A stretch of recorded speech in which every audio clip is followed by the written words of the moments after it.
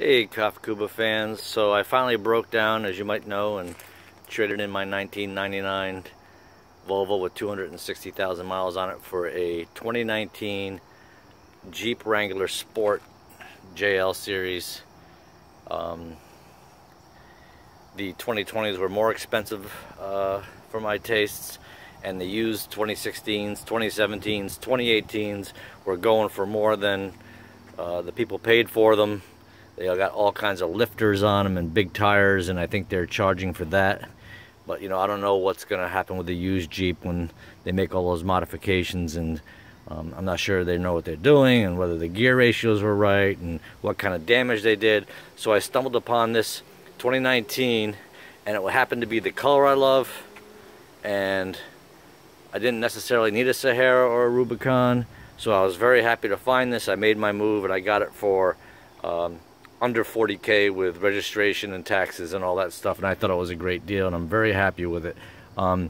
However, the one thing I wanted to cover in this were my first impressions and some of the things that I wouldn't say disappointed me, but surprised me. The owner's manual and not much online talks about the 2-liter eTorque turbo engine, and the manual was very, I would say, didn't even really talk about the eTorque engine or the turbo. In fact, it's misleading in a lot of ways. So, you know, I'm not an engine guy. I'm not going to sit here and walk you through how a turbo works, but you know, you would think the manual will at least talk about, you know, where your turbo is, and you know, they do cover the fluids. But you know what's funny is, in the old days they would mark these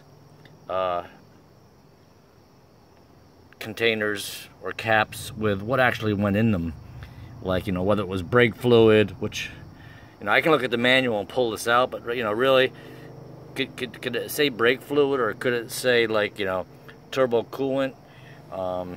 You know, well, look, they managed to put the fact that this is a window washer fluid, because they probably expect you only to mess with this.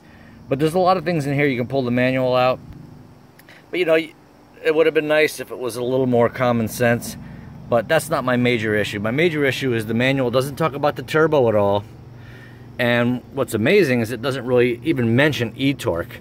And I found out after doing, you know, I'm ashamed a bit, because I went and bought this based on reviews of the engine, and you know, it's 50-50 whether the 3.6 liter traditional V straight six, V whatever. It's a lot of people avoided the turbo for reasons, because there's extra parts and extra maintenance and more things to break. The bottom line is, I bought it, and then I did some research, and it turns out there's no alternator in these 2-liter turbo eTorque engines, but there's a motor generator. And the manual says, in addition to the normal 12-volt battery, there may or may not be a 12-volt battery somewhere along underneath in the engine compartment here. And I looked for it, I didn't find it, but what I did find is, like I read online, a 48-volt battery contained within this somewhat protected skid plate type compartment here. So the manual makes no mention of this 48-volt battery, but I'm pretty sure it's here, and I'm pretty sure the eTorque engine requires it. So why the manual doesn't describe it, why the dealers don't talk about it, and why you can't find much information online about it is beyond me. But regardless, there it is, and you really can't see much there. I don't know, I think it's a lithium-ion battery, and God knows what that's going to cost me to replace if it ever fails. And there's a bunch of coolant lines going to it, just from watching some online videos. So I guess that battery requires cooling. But there it is, not well described by anything. So my first impression driving this thing was I was a little frustrated. I was on the highway. I just got it. I was overwhelmed by the buttons and knobs and the new technologies that weren't in my old Volvo. You know, because I'm kind of old-fashioned. I kind of like things as simple as possible. I don't like to be tracked where I'm driving. I don't like a lot of things to break down, but you can't avoid that now, and that's why it took me 21 years to get rid of my Volvo. Regardless, no alternator, motor generator, and I guess every time you, this has the start-stop technology, which when you stop at an intersection, the engine shuts down, and then, you know, a lot of vehicles have that now, and then when you hit the accelerator or take your foot off the brake, the engine kicks in. I do notice some turbo lag, but the one thing I learned that took me some getting used to, I was going over a bridge, and I was kind of driving it like my old Volvo, where I would step on the accelerator and let the momentum of the vehicle kind of carry me through, a little bit like a hysteresis kind of scenario, where you hit the accelerator, you let up on the accelerator, the car just coasts.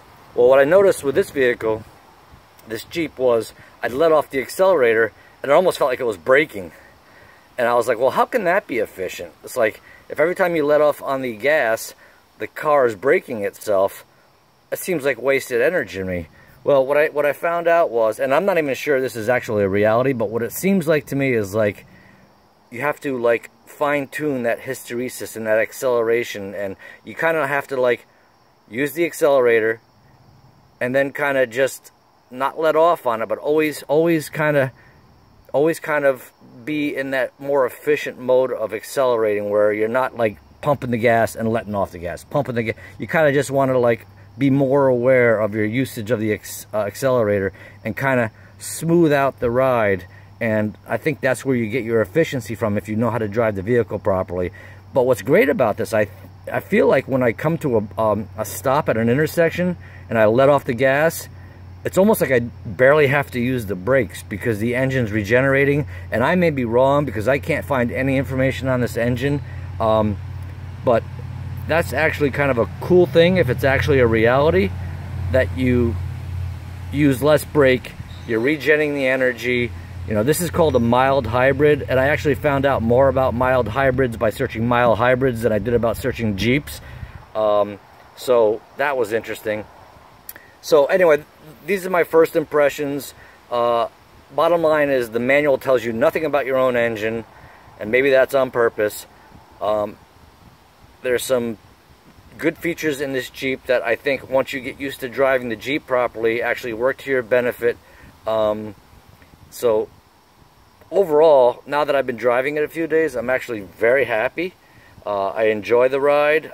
You know, it's a Jeep. It's like driving a box down the highway. It's, you know, that's the Jeep experience, and that I could accept. But what I struggle with is the fact that the manual does not get into any of these features, nor can you find much online other than people's perspectives on the performance and the torque and the horsepower and their riding experience. So that was my first impression, and somewhat disappointing. Let me just pause for a second, and I'll tell you about some other struggles I had with this Jeep. So this is a knit, but I found a video on this. The interior lighting is a little confusing, and you read the manual and they really overcomplicate it.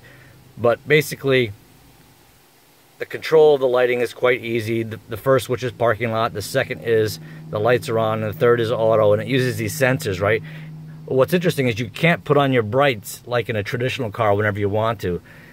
In the auto position, it has to want to understand that it's dark so that you can turn the brights on. So it takes away your control over the situation, and it does some thinking for you, which I don't like in any car, but this one does that. So this is the switch that controls the interior overhead light. So if it's all the way up, the interior light's always on. If it's down, you can adjust the timing of that light, or you can have it all the way down and just turn it off all the time. So I got it one position down from always on, so that, you know, it's on for a few seconds after you shut the door. This switch over here mystifies me still. It's called ambient, but like, I've sat here in the dark and there's virtually nothing that this control, although I did notice a little dim light in here going on and off when I adjusted that. So as far as I'm concerned, this switch is pretty useless and not well described. So everything else about this car, the radio, the shifting, the seat adjustments. Oh, this was a little strange too. I struggled to figure out how to get my back up and down. And they give you a knob, they give you a lever for seat height. This is for the lumbar, and this is like you have to struggle to find this too. This is the most important adjustment, and they give you a strap. But now that I'm used to it, it's fine. So one final thing, and please ask me more questions or give me more direction on some of these things that I'm talking about. But I took off the Freedom Top today, and they give you this Freedom Top bag, which I keep back here with my Carver skateboard. And they give you a little label on the bag, and maybe I'll cover this in another video, or maybe nobody cares. But they give you this like little simple logo on there about which direction the door goes. Well, I struggled for like a half an hour trying to figure out how to get it in there. And finally, I just used common sense. And I'll get into another video if you care, but the bottom line is, in that bag, one door, the top sides are always out in that bag. So the top sides on this position and on the passenger side position are out on the bag. And one sits a little higher than the other so that they kind of fit each inside of each other, so you can zip the bag. I mean, it's kind of like this thing you have to play with, but it was kind of like, thanks for the emblem on the bag, because that was useless. Anyway, please subscribe and give me some information on this eTorque engine and the turbo, and where I could find more information. It's not like I'm going to do my own maintenance on cars anymore. It's like, unless I have a degree from Italy on, these fancy 2-liter engines where I guess they're made for Alfa Romeo. And oh, another rumor is Jeep's discontinuing this. I saw this on a couple links. Every time I try to do research on this engine, all I hear is Jeep's getting rid of it, which concerns me because, oh, thanks for letting me buy a vehicle that's no longer going to be supported. Anyway, love the Jeep. You got to learn how to drive it to take advantage of the feel and the turbo and the eTorque. But overall, I'm very happy. But please, help me demystify how this thing works. All right, thanks for tuning into KAFKUBA, and maybe I'll give more videos on the Jeep, even though I'm not a Jeep expert. Take care.